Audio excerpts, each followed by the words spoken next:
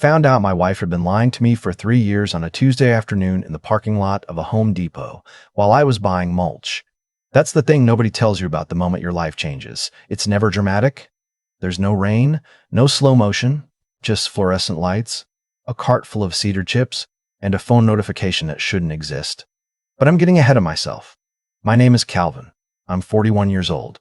I work in commercial HVAC, bidding contracts, managing crews, driving a truck that has seen better days. I'm not a complicated man. I like college football on Saturdays. I like my coffee black. I like my wife. Past tense now. Her name was my wife. I'll just call her my wife, because that's what she was, and that's what makes this story hurt the way it does. We met at a charity auction in 2016. She was bidding on a weekend getaway package she clearly didn't need, and I was there as a +1 for a friend who bailed on me after 20 minutes. She outbid me on a wine basket and then apologized for it by buying me a drink. I thought that was the most confident thing I'd ever seen a woman do. We dated for 2 years. Got married in the fall of 2018. She was a pharmaceutical sales rep, or that's what I understood. She drove a company car, had a work phone, went to conferences in cities I'd never visited. She made good money. Not spectacular, but good. We lived well, not extravagantly, but comfortably. The house was mine before we married. 3 bedrooms, 2 baths, detached garage in a suburb of Columbus, Ohio.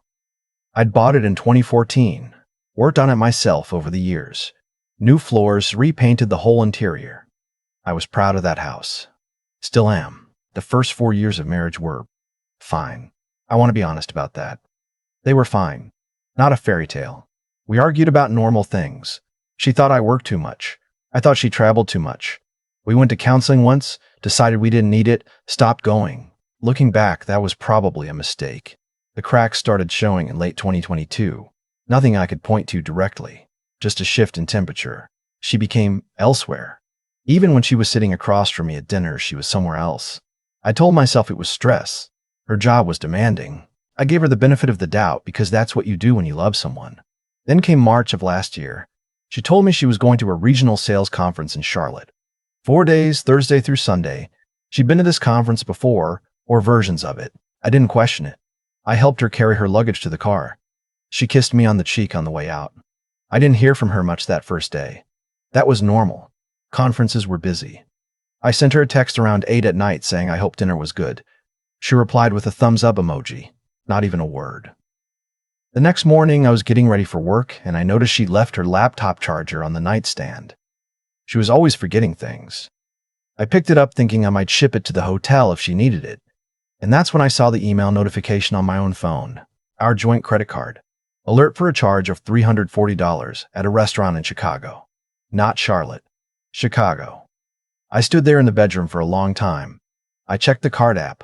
The charge was time-stamped the previous night, 8:47 p.m., the same time she'd sent me a thumbs up. I didn't call her. I didn't text her. I sat down on the edge of the bed, and I thought very carefully. The thing about being in HVAC for 17 years is that you learn to diagnose problems methodically. You don't panic when a system fails. You trace the fault. You follow the evidence back to the source before you touch anything. I started tracing. I went through the card statements on my phone going back 6 months. What I found made me set the phone down, walk to the kitchen, pour a glass of water, and stand at the sink for about 5 minutes before I could look again. Chicago, 3 times. Denver once. Nashville twice. Atlanta once. All on weekdays. All during windows when she told me she was in other cities. I took a screenshot of everything and sent it to my personal cloud storage. Then I closed the app and went to work like nothing had happened. I want you to understand why I did that. Why I didn't call her screaming. Why I didn't text her a paragraph of accusations. Because I've seen men do that. I've seen friends blow up their own leverage in the middle of a moment they couldn't control. You tip your hand. You give the other person time to construct a story, to move money, to lawyer up quietly while you're still crying on the phone. I wasn't going to do that. I was going to know everything before I said anything. That Friday, while she was still allegedly in Charlotte, I called her company's main HR line.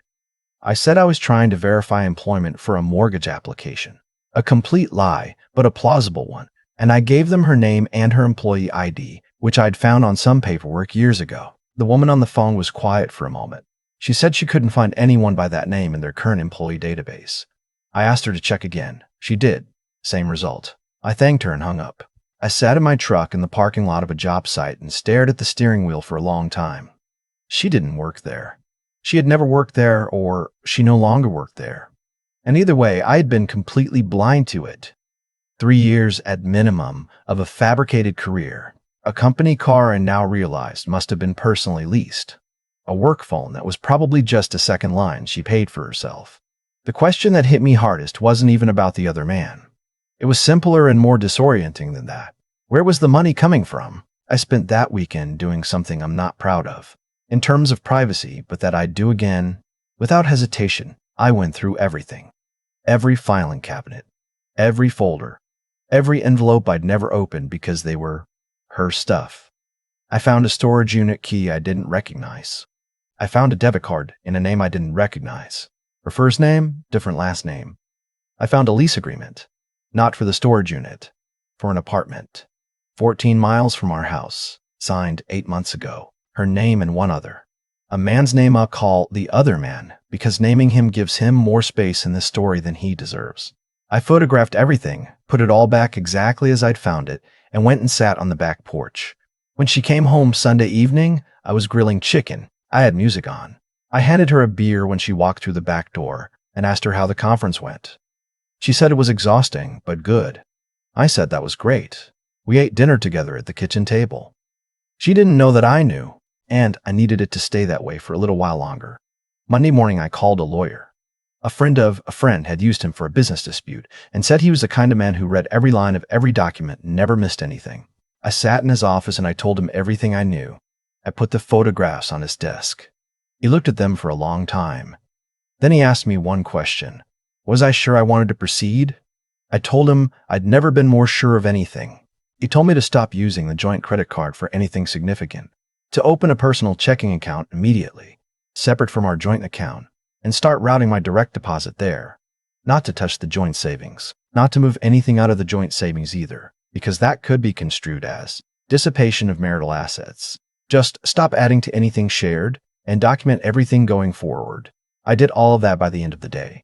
I also hired a private investigator. My lawyer recommended someone he'd work with, a retired county detective who charged a flat fee for a 2-week surveillance package.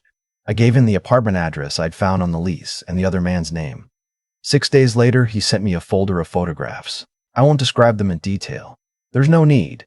What I'll say is that they were comprehensive, time-stamped, and admissible in a no-fault state, which Ohio is, but useful for asset negotiation regardless.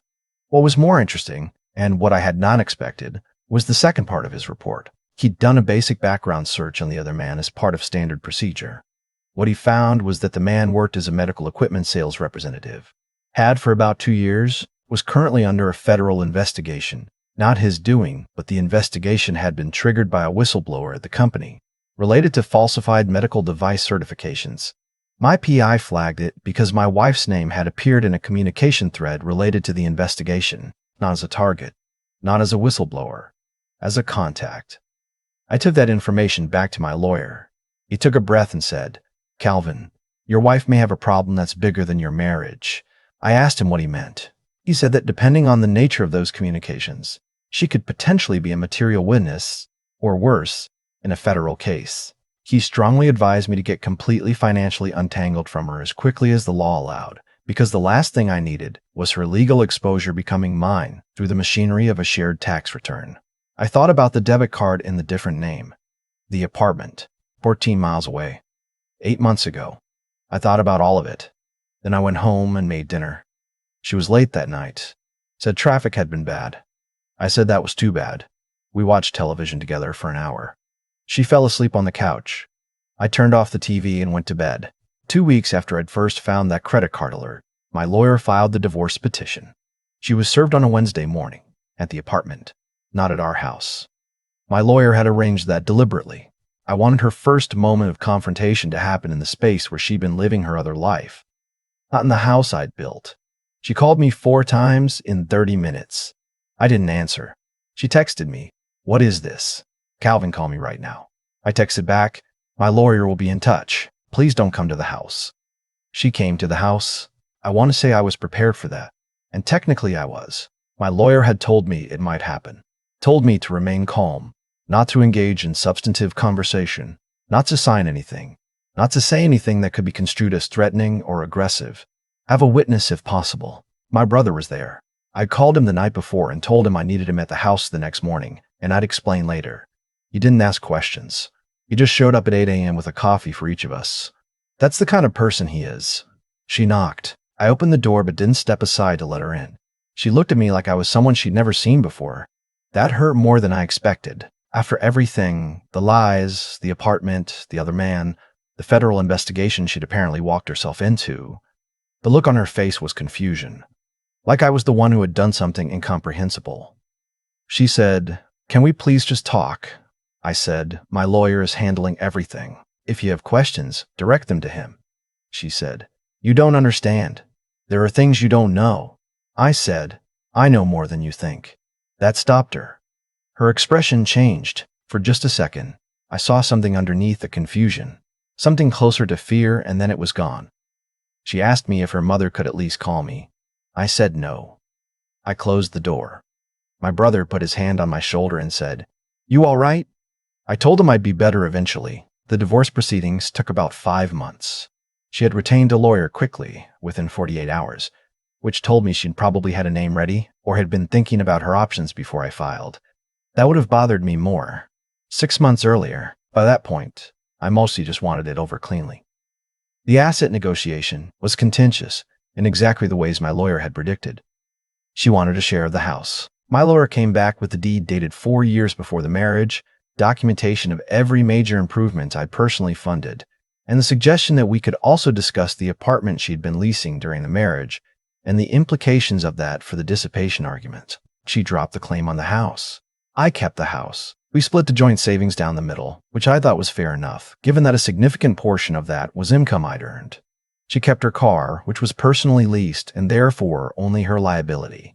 I kept my truck. We had no children, which made the whole process colder and also, in the end, cleaner.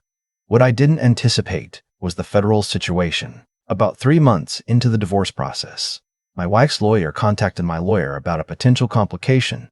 She had been formally notified that she was a person of interest in the medical device investigation, not a target. The federal investigators had apparently clarified, but a person of interest, which in my understanding is the legal version of "we're watching you." My lawyer moved to expedite the finalization of our divorce on grounds of changed financial circumstances. The judge agreed. We were legally divorced 31 days later. I found out several months after the fact, through a mutual acquaintance who knew both of us, that the other man had cooperated with federal investigators early in the process. That cooperation had apparently narrowed the investigation's focus in a direction that pointed more squarely at him, and that his cooperation had resulted in a plea arrangement that involved him leaving his job, paying a significant fine, and avoiding prison. Barely. My wife was ultimately not charged with anything, but the investigation had made her radioactive in pharmaceutical sales, which had apparently been her actual industry at some point before she parted ways with her company 3 years ago, under circumstances I never fully understood and stopped trying to understand. She moved somewhere. I heard it was the Pacific Northwest. I didn't ask for more details. The other man. That's the part people always want to talk about, I've found, when I've told pieces of this story to people I trust. What happened to the other man? And the honest answer is, nothing dramatic. He made a deal to save himself. He lost his career. He lost whatever he thought he had with my wife, because once the legal pressure came down, their relationship apparently disintegrated within weeks. He's selling insurance now, according to LinkedIn, in a city far from Columbus. I actually find that more satisfying than I expected to. Not prison, just the quiet consequence of a life that got smaller. I still have the house. I redid the back porch last spring. New composite decking, cedar railing, 2 steps down to the yard. I did most of it myself over 3 weekends. My brother came and helped with the railing posts because you need 2 people for that part. On the last evening of the 3rd weekend, we sat in lawn chairs on the new deck and drank cold beer and watched it get dark. The yard was quiet. The neighbors had their lights on. My dog was sleeping near the steps. My brother asked me how I felt. I thought about it for a while. I told him I felt like myself, like I'd gone somewhere very strange for a long time, and then found my way back to who I actually was, like the house was mine again. In a way, it had almost stopped being. He said that was good enough. I think it was. There's no perfect ending to a story like this. There's no moment where everything resolves and you understand exactly how it happened, or why the person you trusted chose the things they chose. I've stopped looking for that. I'm not sure it exists. What I have is my house, my truck, my brother, who shows up without questions, work I'm good at, a back porch I built myself, and the knowledge, which I didn't have before and which cost me something to earn, that I can be in the middle of the worst thing and still think clearly, still trace the fault, still do what needs to be done without burning the whole thing down in a moment I can't take back. That turns out to matter. More than I would have guessed back when I thought I'd never need it. I've thought a lot about what the hardest part of all this actually was. Not the credit card alert, not finding Elise, not even sitting across the dinner table from her the night she came home, watching her tell me the conference had gone well, while I already knew she hadn't been within 300 miles of it. The hardest part was the quiet, the decision to not react. Because everything in me wanted to react. That's a thing nobody prepares you for when someone you love does something like this. The anger is manageable. Anger has a shape.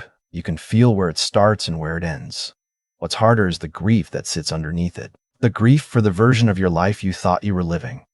For the person you thought you'd married. For the 4 years that now had a question mark over every single moment. I made a choice in that Home Depot parking lot. Well, technically, it was a job site, but the moment I'm talking about is the same. To let my head run this instead of my chest. Not because I'm cold. I'm not cold. I cried exactly once through this whole thing, alone in my truck on a Thursday night, and then I got it together and kept moving. But I knew, from watching other men fall apart in the middle of situations like this, that the way you respond in the first 72 hours determines everything that comes after. There's something to be said for that. For choosing to be deliberate when every instinct says to be loud. My wife made choices that compounded over time. One lie required another lie to cover it. The fake employer required a second phone. The second phone required a separate life. The separate life required an apartment. The apartment led to a man who had his own set of compromised decisions, his own federal investigation already in motion, his own willingness to cooperate the moment it became convenient for him. She didn't build a betrayal.